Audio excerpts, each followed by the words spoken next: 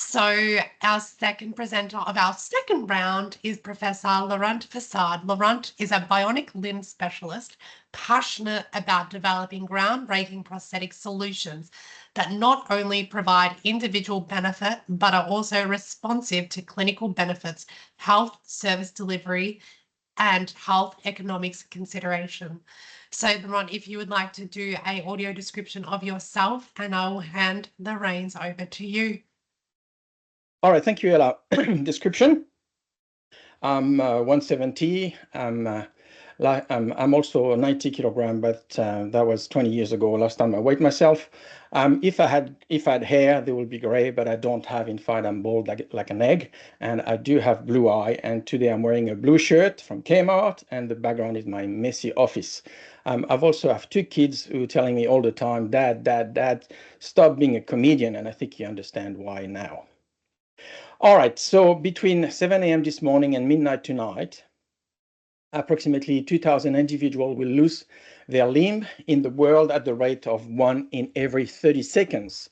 And only a portion of this population will experience satisfactory prosthetic fitting. So the question is, how can we improve these stats? Good morning. My name is Laurent Frossard. I'm a bionic limb scientist and professor of bionics at Griffith University. And today I'm delighted to outline the ways participation to physical activities could help. I would like to acknowledge the people who are the traditional custodian of the land, and we pay respect to all elders, past and present, and extend the respect to all Aborigines and Torres Strait Islander people. I also would like to thank Kelly and Georgia for inviting me to this event, for giving the opportunity to talk to this topic that combine my true professional passion related to rehabilitation after limb loss and adapted sports. I do have a lot of conflict of interest because I worked either as a researcher or as a consultant for most of the key companies working in bionic limbs. However, I do not benefit directly from the treatment of patients or the sale of component.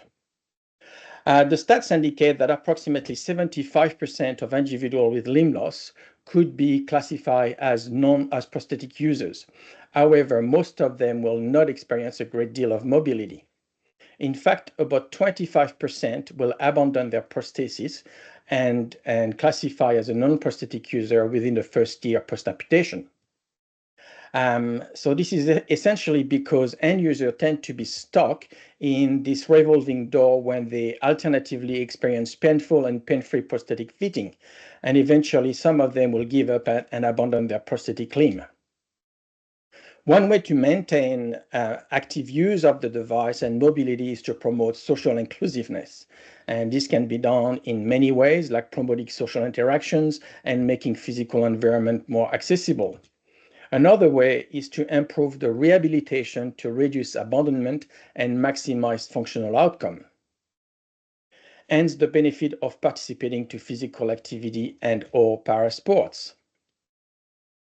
I like this particular article because it makes the link between health, equity, and clinical outcome, and more on that on the conclusion.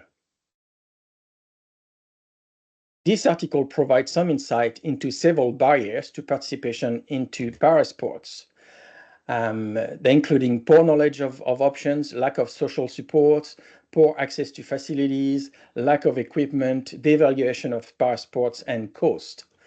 Another aspect that's not often mentioned is the concept of lethargy, for the lack of better words, because patients or participants spend a huge number of hours and efforts into the self-care, so they don't necessarily have enough energy to do any more activities. Another barrier is the challenge associated with the fairness of inclusive sports, and I think Sean already talked about that a little bit. So what I would like to do this morning is outline a few pathways defined as the avenue to engage in recreational and sports activities. Different activities can be categorized depending on the reliance on the prosthesis and how much participant must use their prosthesis, the ability, how the activity designed for individual with limb absence, and the awareness of activity, how much individuals with limb absence know about these activities. So the first category of activity are mainstream activities. Now, I don't really like the term mainstream. I'll just pick that as a way to label things, but I don't really think that's the best way. I will be really delighted if you can make some suggestion in the chat box for a better word. But basically, what I was trying to say is activities that include essentially activities for able bodies, sorry, and yeah. So the first category of activities are mainstream activities, and yeah, here we go. So individual with limb loss can participate to activities alongside able-bodied. So I think that's what Sharon was referring to as a reverse inclusion. And a great example is Terry Fox would run across Canada, and I love Terry Fox. He's a Canadian and is one of my all-time heroes. Another example of reverse inclusion is several groups have developed adaptive able fitness. They develop ways to use gyms equipment that works for everyone. And if you haven't have a look at those websites, it's really worth having a look at that. Placing side by side individual with different physical abilities will always raise issue of fairness, as Sean explained before. So that was particularly scrutinized when double amputees runner wanted to compete with able-bodied, and would they have an unfair advantage? Most studies concluded that the use of prostheses do not provide an unfair advantage. However, it might be just a matter of time before it is no longer the case with the development of new composite material, for example. Right. So the second category of activities are Paralympic sports. And that includes more disability-based or function-based activities. And if we look at the Summer Paralympic, that features about 12 sports in 9 different classes specific for people with limb loss. In principle, each classes regroup individuals with similar functional level. But however, the classification is not always robust enough to warrant equal chances. In fact, the classification has been quite controversial for 7 years now. So another limitation is the use of equipment and the type of prosthesis that participant can use. If we go back to the rules, the participant's prosthetic user can only be fitted with device, affordable and widely accessible, including low-income countries, so that economically advanced countries are not advantaged. So that's mean the IPC policy on sports equipment shows that the most advanced bionic limbs are not allowed. The third category includes more prosthetic-based activities, and a good example of this category is the Cybiathlon. Cybiathlon is an event that showcases how prosthetic end users can make the best of most advanced upper and lower limb bionic solutions to perform daily activities. So practically, teams can participate to 8 disciplines, including 2 with bionic limbs. Upper limbs end users race to perform tasks showing dexterity skills during activation of bionic hands, and lower limb participant race to perform tasks showing mobility skill while loading the microprocessor control knees. This event provides opportunities for end user to train and to refine skills with bionic limbs, but it also promotes the co-design. And I think Matt will talk about that a bit shortly after me. But also it promotes co-design, and more importantly, it creates role model for other end users, and particularly the young population. I'm referring to one of the previous panel speakers. So let's give a brief overview of the opportunities for people living with limb loss to engage in physical activities, including parasports. Perhaps the most important message is that participation to physical activities is not about sports, and possibly medals, but it's also about in my view, first and foremost, a public health matter. It is a way to reduce healthcare costs and improve quality of life of the people engaged in physical activities. Active people with disability are likely to require medical care, to require less medical care, and experience better well-being. Therefore, the benefits should be assessed using conventional health economic cost-utility analysis and not only medals. I think this is a very important message to remember as we are investing millions into the Brisbane 2032 Paralympics game and searching for ways to assess return on investments. This is the list of funding, and I would like to thank you and take any questions. Thank you. Thank you so much for that, Laurent. Very insightful presentation. And if anybody has any questions for Laurent, pop them in the chat and we'll get to them after our next presentation. So thank you so much.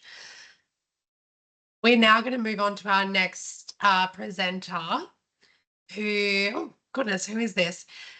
I'm going to introduce Matt. Can you please unmute yourself and put your camera on? Thank you, Matt. So Matt is our final presenter of our second round. This is Matthew McShane. Matt is an industrial designer with a passion for co-designing technologies to improve the lives of individuals with a disability. He's an Australian Paralympian and he's represented Australia at 2 Paralympic Games with more than 10 years experience in elite sport. So Matt, over to you. Thank you for having me. First, I'd like to describe myself. I am a 34-year-old white male with a black t-shirt and short hair that I'm not too sure what color. It kind of changes. I'd like to acknowledge that I'm here on the Yugambeh land and thank them for their custodianship of this beautiful land. So I'm here to talk about equity and design thinking in technology innovations for improved performance. So, as we've heard from the last few speakers, what does equity look like? Here's 2 images, both from 2024, both similar classified athletes. One is in a very expensive custom fitting wheelchair, racing wheelchair that would cost, wouldn't even want to guess. And the other one is in a chair that's probably within their budget of their nation and that individual. Another example of equity, what it might look like in parasport. We have 2 female basketball teams. One on the right is a gold medalist from Paris, and the team on the left can't quite qualify for the Paralympic Games. As you can see in these images, the difference in the chair setups are so unique. On the left, they're all in the exact same size chair, and on the right, they're all different to suit the users. And we'll get into some details about that later. But I do want to just quickly touch on this equity image in front of you. Like it's not an international thing. We have these same issues within Australia. Rural Australians don't get the same access as major cities. Indigenous communities also fall through the cracks. So this image of equity within parasport is not just global, it's within our country. So what does technology innovation look like in parasport? Assistive technology is vital for Paralympic sport, serving as essential, often bespoke sporting equipment that allows athletes to compete at their peak potential. On the left here, I think this was before Rio in 2016, BMW signed on to help the USA racing team design and manufacture some racing chairs, which resulted in some great results and gold medals for them. On the right, we can see where Australia is invested in some wheelchair basketball custom seating. These are expensive options and often require big funding bodies from companies like BMW or big investment from our national funding bodies. So as you can see from these 2 photos, how far we've come. And I'm sure no one here will disagree that it's a fantastic thing for people with a disability, which has also had flow-on effects to community disability technologies. But we've recently been talking and working with some Paralympic athletes here in Queensland, and we've uncovered some stories. A lot of these stories don't paint as pretty of a picture as I'm sure the BMW media team would have been pumping out after the 2016 Paralympic Games. We're hearing stories of athletes that have had innovative technologies for their performance that have left them with chronic back issues, pressure sores. We've heard stories of individuals that have been told to remove straps from their coaching staff and teams, athletes that are sitting too high, that they're not comfortable and balanced, but it's the right thing apparently by their sport and their coaching. We also hear stories of athletes that that have been told to sit differently and in different styles and types of chairs. They get tested and they seem to be doing really well, and their sports are happy and performance are going up. But from a psychological perspective, they're not comfortable. They're not happy, which we know has a big impact on performance as well. So from our workshops, we've learnt some from those stories that we just discussed. Disability is often unique and nuanced. Therefore, parasport is no different. We need to put more effort into these personal needs to suit athletes, classifications, and their roles within their sport. We're hearing things from these workshops that even within classifications, two athletes that are the same classified, same sport, have different needs, and they're often not addressed. The basic principles of design thinking that can go into these innovative technologies is empathy, define, ideate, prototype, test, and implement. But it's often not done that way. And this isn't just within sport, this is in design as a whole. We often forget the most important two parts, which is that empathy piece and that defining the problem. And when we do it half define, or we half empathize, and we're still not getting to the whole problem. So as we just discussed, more effort needs to go into this space to learn about these athletes, what they want to suit them as individuals within their classifications, within their sports, within their roles within their sports. There's so many avenues that we need to look at here.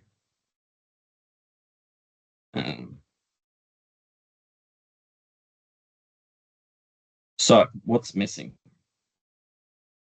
The main thing that's missing is the athlete's voice. If discussions are happening about athletes, they should be involved as much as possible. Often we have a large power imbalance in these conversations, and athletes are vulnerable, and they can't feel they can speak up for themselves and advocate for their needs and thoughts. Large groups of support staff and coaches are often versus one athlete, just adding to this power imbalance. Making decisions for the athletes and not with them. Often athletes don't speak up as they're concerned about flow-on effects such as selections, court time, and upsetting the system, which leads us straight into the culture of parasport. It's often a culture of gratitude, and not in a good way. It often leads towards athletes that have to be grateful for an opportunity to play, and be grateful for their selection in national teams, etc., which is something that's rarely the case in other sports. So the key parts of co-design that are missing in this process is power sharing. When differences in power are unacknowledged and unaddressed, the people with the most power and the most influence over decisions. Co-design is about power sharing in planning, research and discovery, designing and implementation. Prioritizing relationships. We need co-design isn't possible without relationships and trust. Often para-athletes don't trust organizations and people making these decisions, and sometimes for good reasons. Building this trust takes time and it can't be rushed. You can't buy trust, it needs to be earned. The better the connection, the better the co-design process and outputs will be. Participatory means co-design is about taking people, bringing as many people in as possible, offering different ways for them to express themselves and advocate for themselves. Building capacity also comes from this process. With enough time, co-design can build new knowledge and skills for everyone involved. Some people need support and encouraged to take on different ways of doing things, and leaning on each other's voices are really important for this. So I added this one last minute because of a conference I was at yesterday where someone discussed teamwork versus working as a team. And he used this great analogy where he went to his doctor's office and there was a photo of all of the practices doctors on the wall, and it said the medical team. But they don't work together to suit that person's needs. So it shouldn't be any different within a sport. True co-design comes from full, authentic collaboration, bringing in everyone from the athlete to their staff, support staff, coaches, physios, nutritionists, sports psychs, skill acquisition, sports scientists, everyone we can get involved. The more people we can get involved in this stage, the better the outcome. What impacts does poor innovation and co-design within Paralympic technology have on participation? For young people with disabilities, early exposure is the key to participating in age-appropriate activities, social skills, and achieving recommended physical activity goals. Early access for young people with disability also enables adequate childhood development. Early technology access is vital for skill development and confidence building and encouraging people to pursue recreational pursuits. Children who receive the right support early are more likely to be enabled to participate in sporting pursuits further throughout their career and potentially develop into Paralympians. But it's not that easy. First impressions are make and break in parasport, and often we're restricted by resources, funding, and equipment. And often we don't have the right people around as well. You hear stories all the time about someone new to a sport that might jump in a wheelchair that doesn't quite fit them.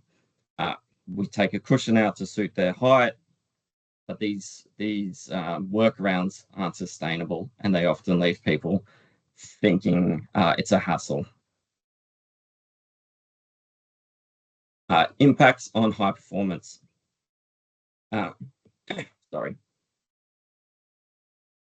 Impacts on poor technology also have an impact on high performance, I believe.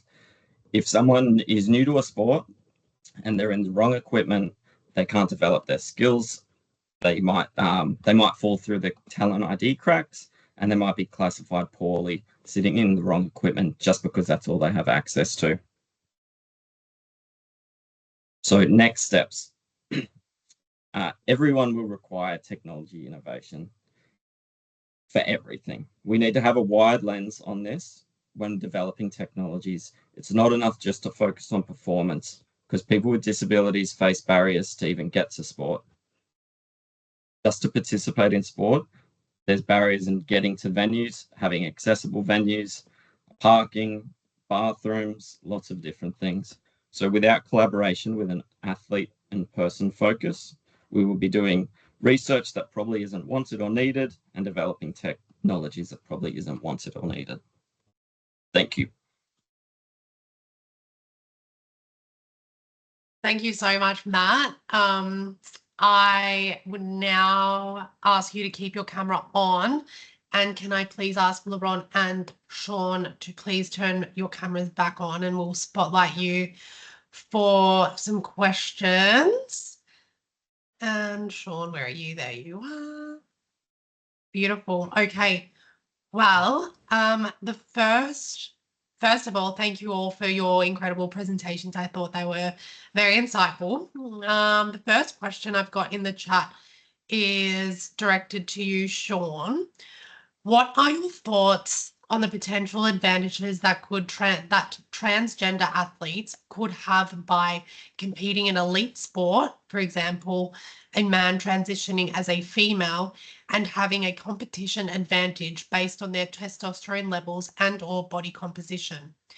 If you believe that this is unfair, do you have any suggestions for different classifications that could be introduced?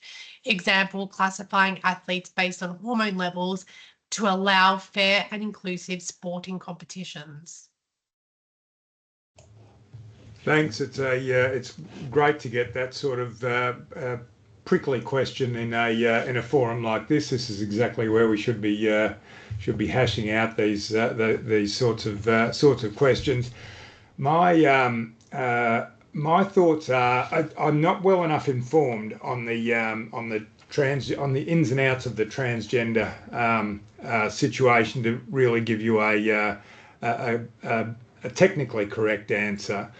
What I think is that there are enough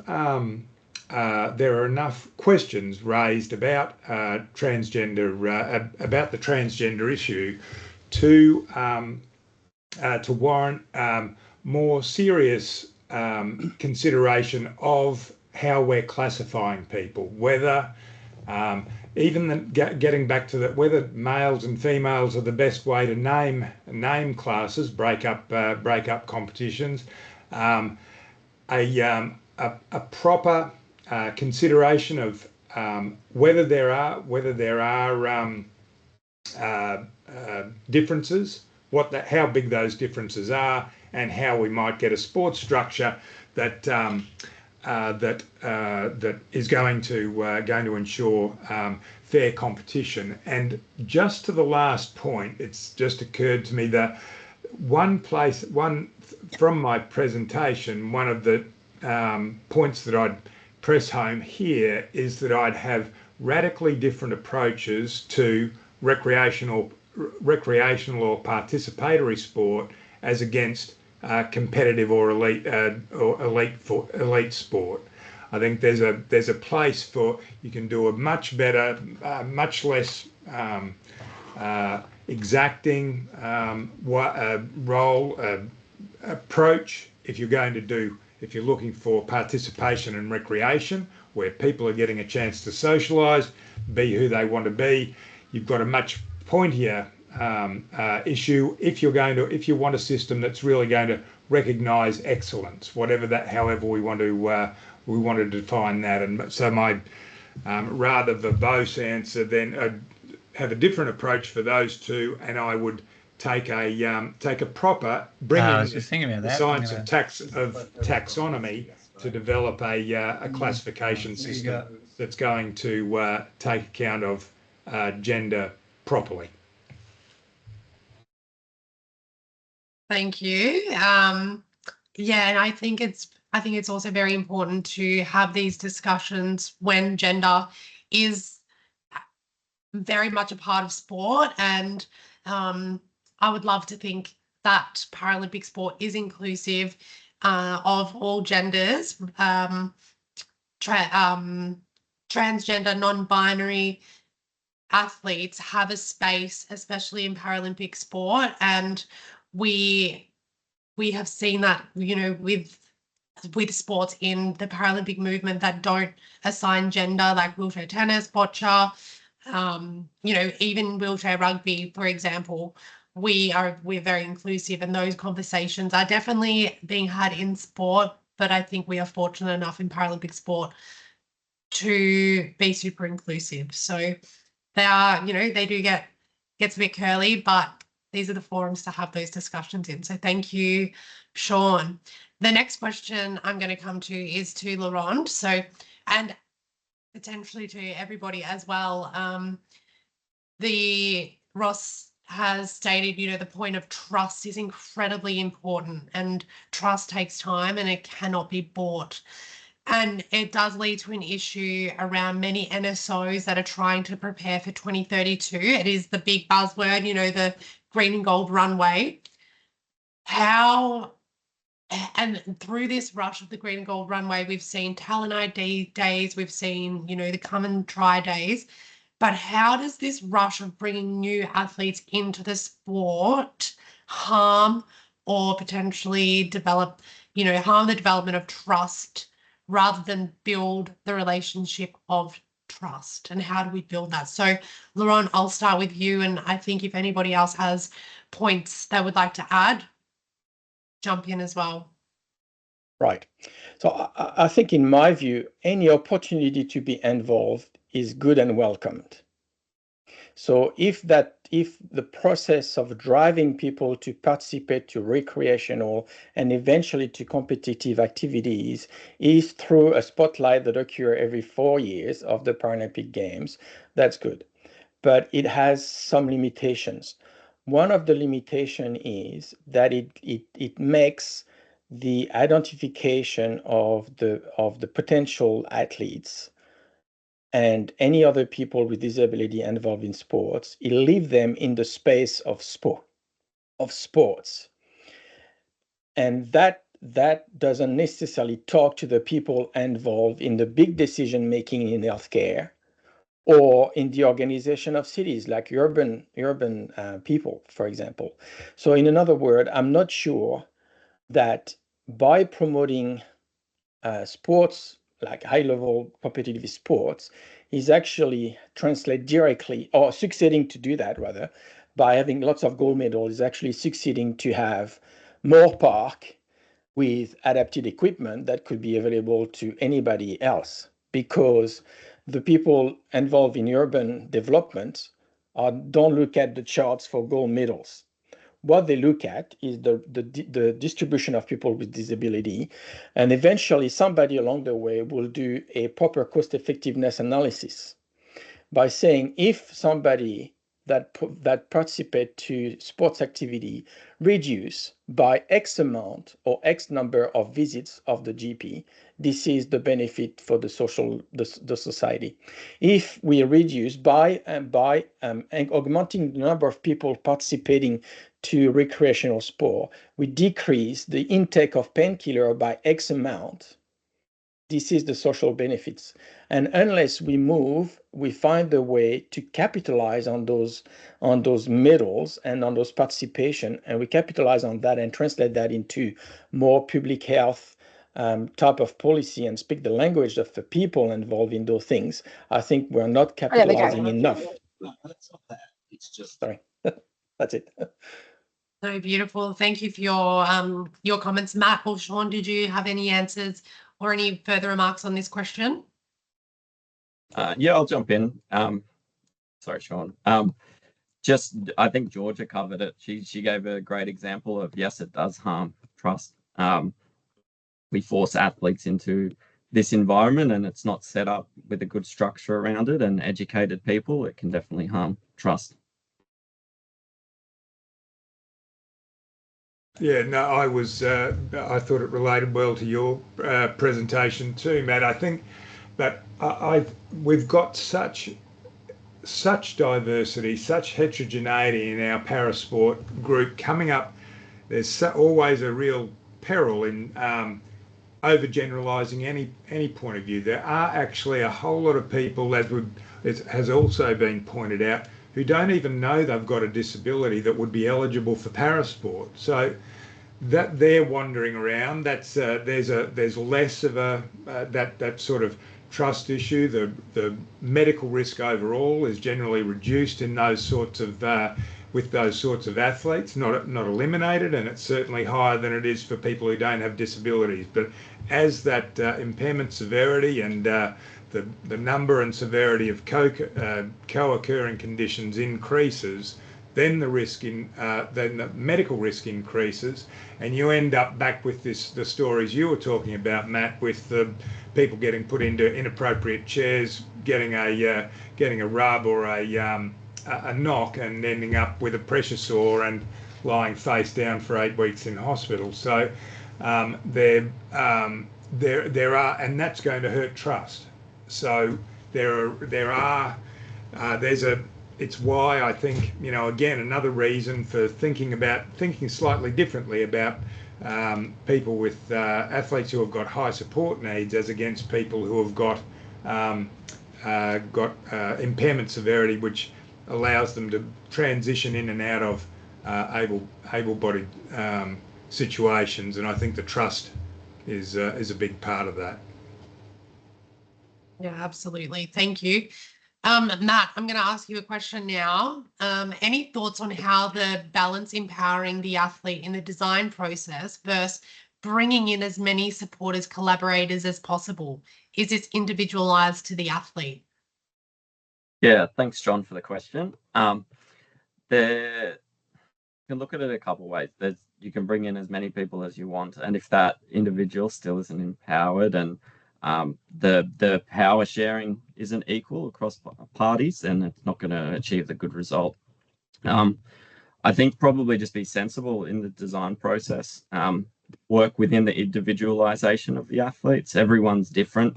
They need different support people around them throughout that process. So I think that's a great way to start.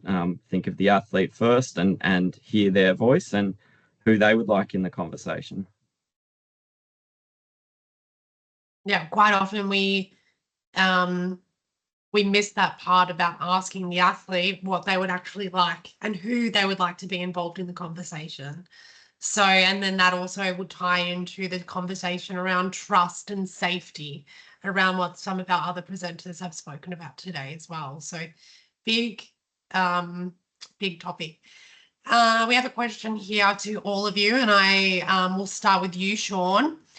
How do we create more equity in the space of technology? Should there be limitations to the use of technology? So I'll start with you and then we can work around the room. Yeah, great question, Camilla. So important for us to get our heads around. As you'd undoubtedly know, we have in parasport globally. The poor countries do historically much worse overall. There's a real countries that don't succeed in events at the the non-disabled games, at the Olympic Games, do really well. The Europe, North America, Australia, New Zealand tend to be overrepresented across the board. And we've got some really important thinking to do as we keep on making parasport more and more refined. We need to think really carefully. There's even a classification dimension to your question, Camilla. We can make as we're going through those processes, and we're requiring now medical documentation of a health condition that allows you to, in order for you to be eligible for the sport.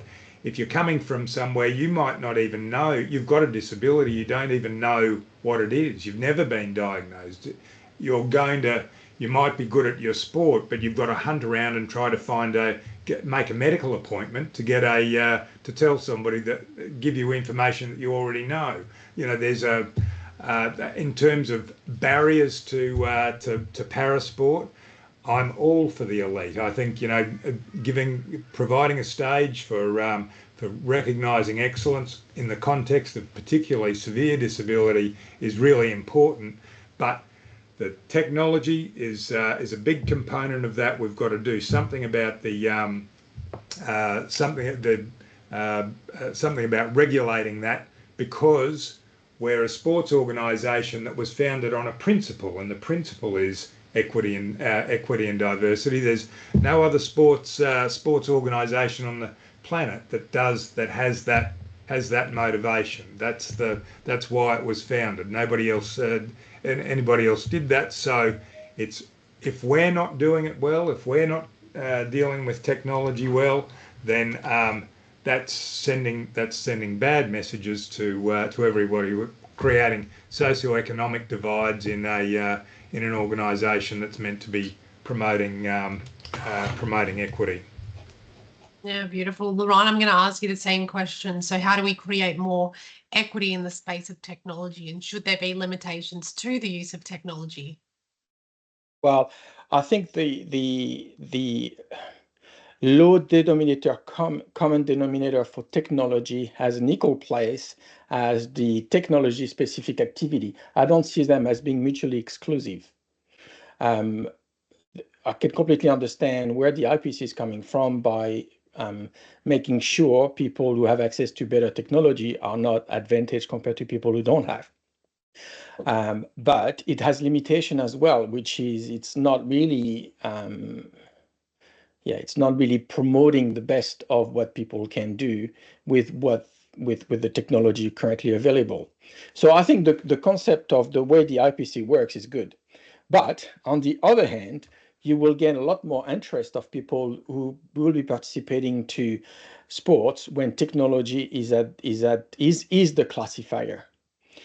And that's where the cybathlon got created, because there is a whole bunch of people who get disenfranchised from what they could go in the IPC because they just can't do much better with much better device. So it's a little bit, yeah.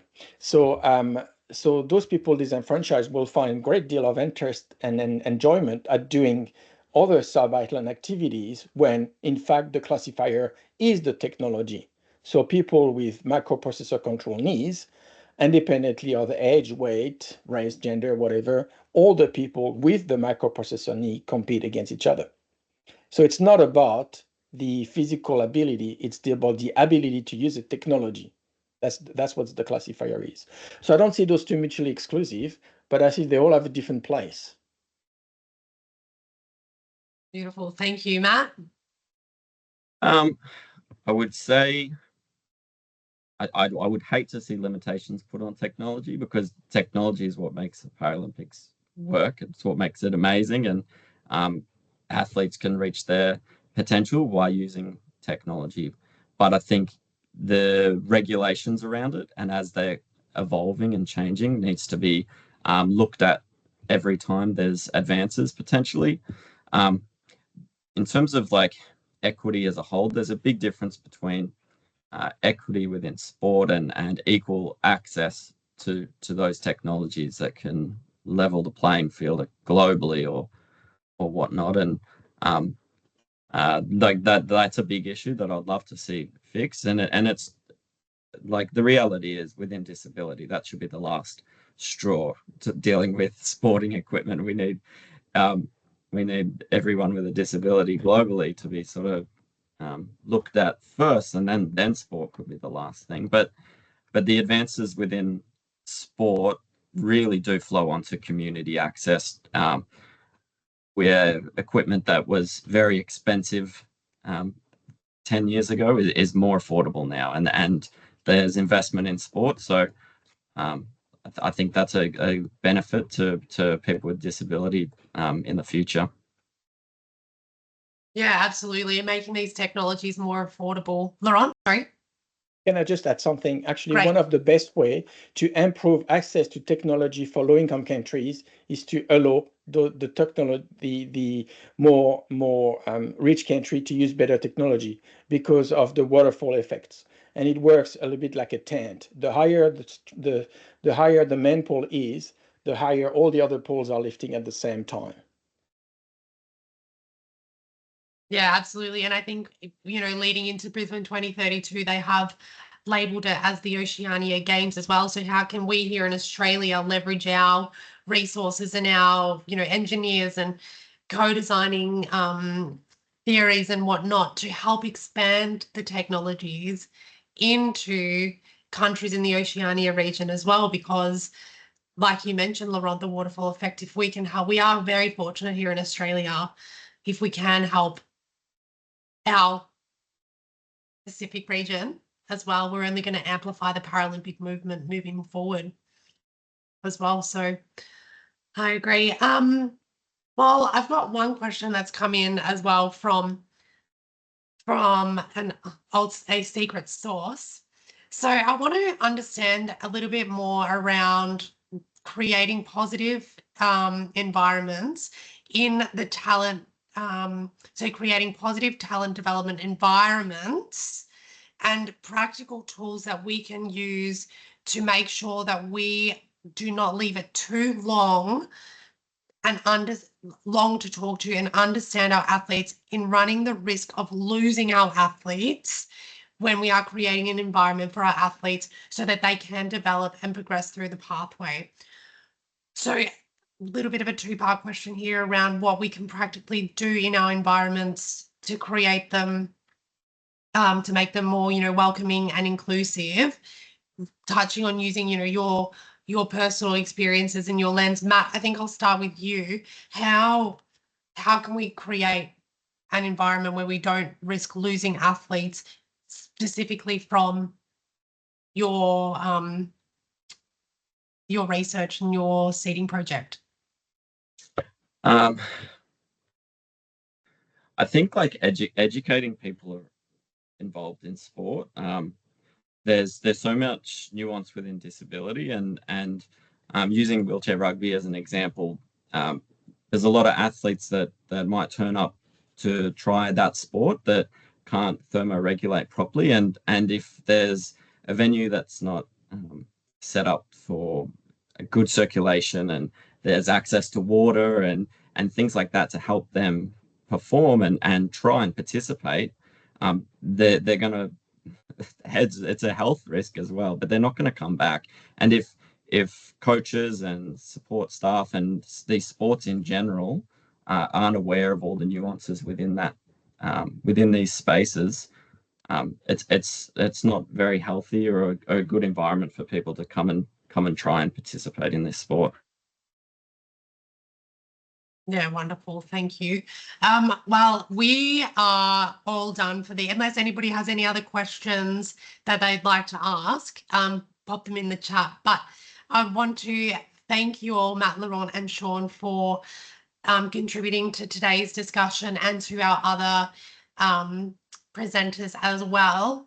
We are going to now pause for lunch. We are going to be back at 1:30. We'll go 45-minute lunch break. We'll be back at 1:30 Queensland time for our really exciting series where we are discussing our performance priority poll. So we are going to break for lunch. I hope we all enjoyed it. If we have any other questions that come through while we're eating lunch, pop them in the chat and we can get back to them when we come back. So thank you all.